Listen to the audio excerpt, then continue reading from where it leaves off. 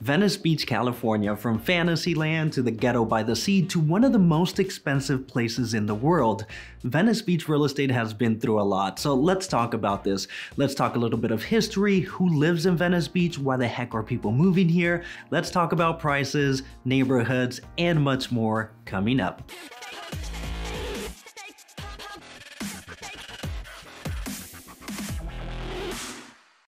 And let's start with a little bit of history. The Venice Beach that we know today was founded in 1905 by entrepreneur and real estate developer Abbott Kinney, whom you can find plastered all over the neighborhood on humongous murals on the name of one of the most popular streets in Venice Beach.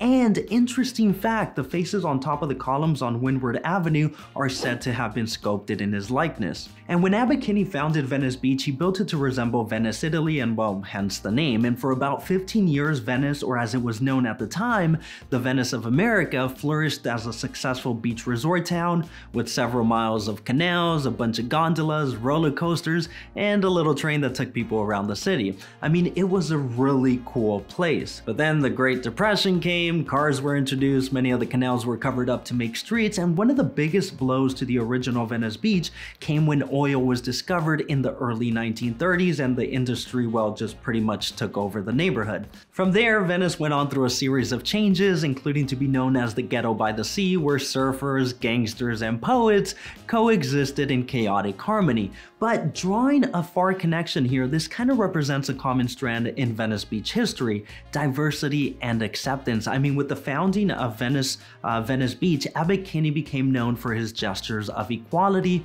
hosting women's suffrage rallies, welcoming minorities into his inner circle, and upon death, willing his home to his black friend during a time when housing covenants restricted blacks from owning homes in the area. And a shameless interruption to let you know that if you enjoy this video, it would mean a lot if you hit like or subscribe. And I apologize about that, but anyway, who lives in Venice Beach? Well, staying true to the idea of diversity, everyone and everybody. And when it comes to financial status, Venice Beach probably has one of the biggest mixes. I mean, only in Venice can you be a waiter, living in a studio apartment, making $16 an hour, and be neighbors with a multi-million-dollar celebrity living in a 5,000 square foot home who's neighbors with a homeless person. But don't get me wrong, Venice Beach has money, but no one here really likes to talk about it. In fact, people here spend a lot of money on clothes to make them look poorer than they are. I mean, sometimes it's hard to know if someone is homeless or if they're just really hip. But the people of Venice are all about art, food, culture, intellectual pursuits, all things that would bring a smile to Abbott Kinney's face. So why are people moving to Venice Beach? Well, a bunch of reasons, many of which I just mentioned, but one, of course, the beach life. And aside from miles of coastline, there's a bike path that goes on forever, a world-famous skate park, and a bunch of other recreational accommodations.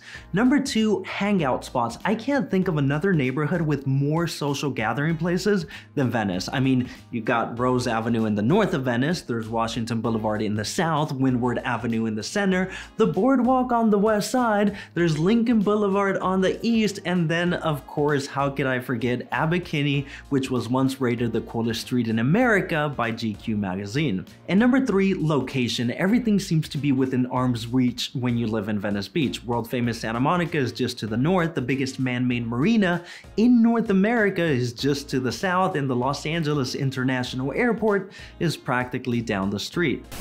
But now let's get to the fun stuff. Let's talk real estate. But before anything, for this video, when I say Venice Beach, I'm referring to the area north of Washington Boulevard, because these people to the south of Washington Boulevard think they live in Marina del Rey. They don't. They live in Venice and don't even know it. But anywho, we don't want any problems here, so let's go with north of Washington.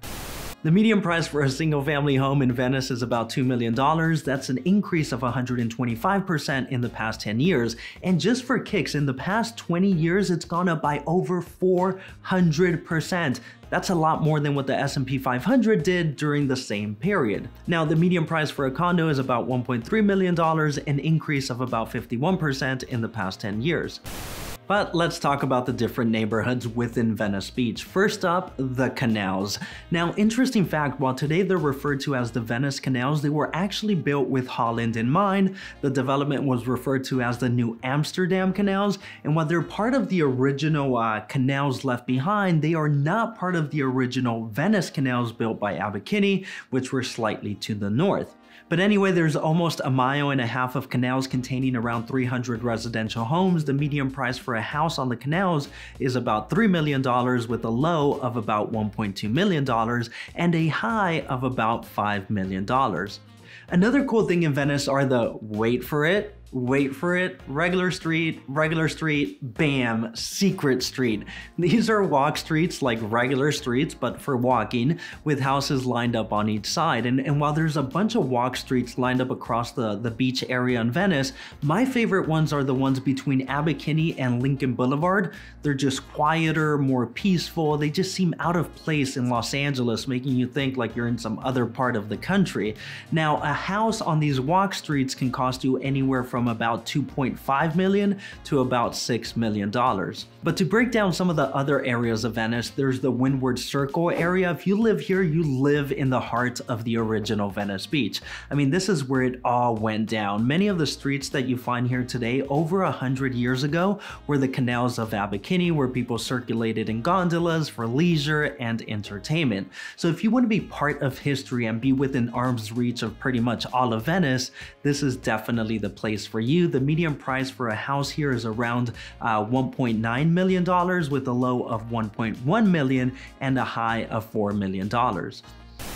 Next up, the neighborhood of Oakwood. This is probably going to be your more architecturally diverse part of Venice Beach. I mean, only here can you find a crappy little house next to an Architectural Digest masterpiece next to a 10-unit apartment building.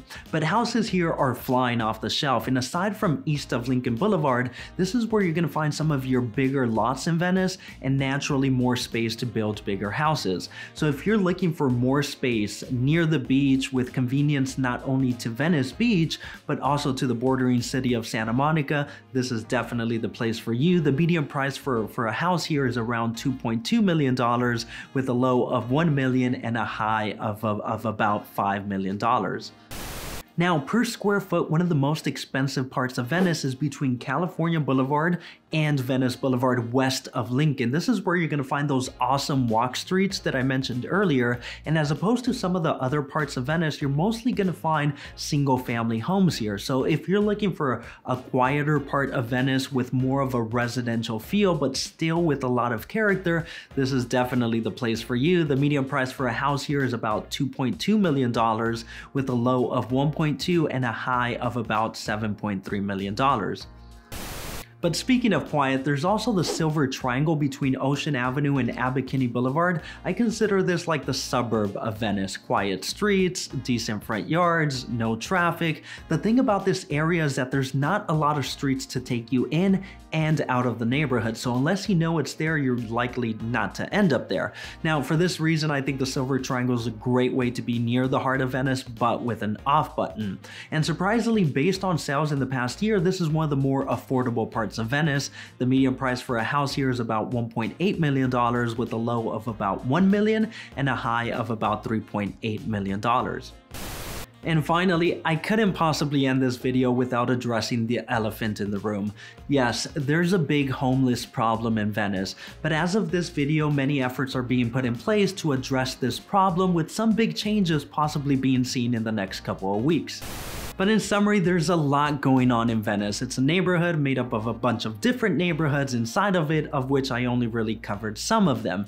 But if you have any questions, if you live in Venice, if you visited Venice, hate it, love it, put it in the comments below. And don't forget to hit that like button if you enjoyed this video, or subscribe to get more Los Angeles real estate related videos. My name is Daniel Rangel. I'm a real estate agent in Los Angeles with an office in Venice Beach.